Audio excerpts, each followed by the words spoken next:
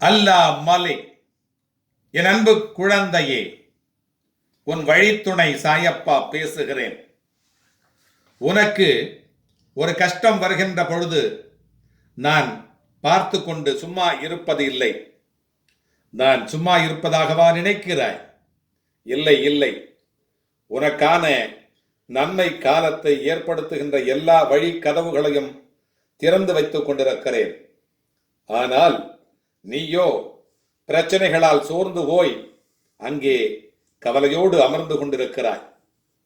பின் நான் உன்னை உற்சாகப்படுத்த எத்தனை பிரயாசங்கள் மேற்கொள்ள வேண்டியிருக்கிறது தெரியுமா?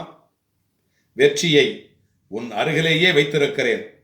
நீயோ தோற்றுப்போன நாட்களையே எண்ணிக்கொண்டு சும்மா உட்கார்ந்து கொண்டிருக்கிறாய்.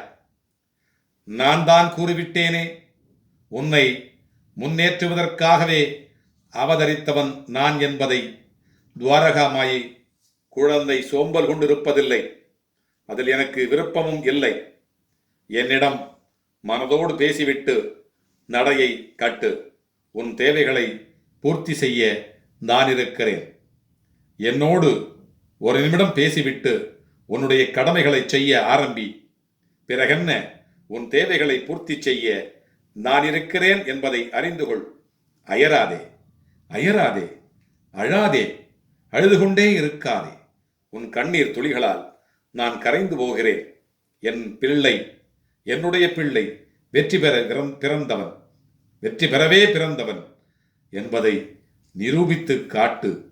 வா, உன் ஆரோக்கியத்திற்கான பாலை நான் கையில் ஏந்தி உனக்காக, உனக்கு ஊட்டுவதற்காக காத்து கொண்டிருக்கிறேன். பிறகென்ன, உனக்கு ஆரோக்கியம் மட்டுமே கிடைக்கும். உன்னுடைய வழியிலும் வாழ்விலும் நான் வந்து கொண்டே இருக்கப் போகிறேன். அல்லாஹ் மலிக்.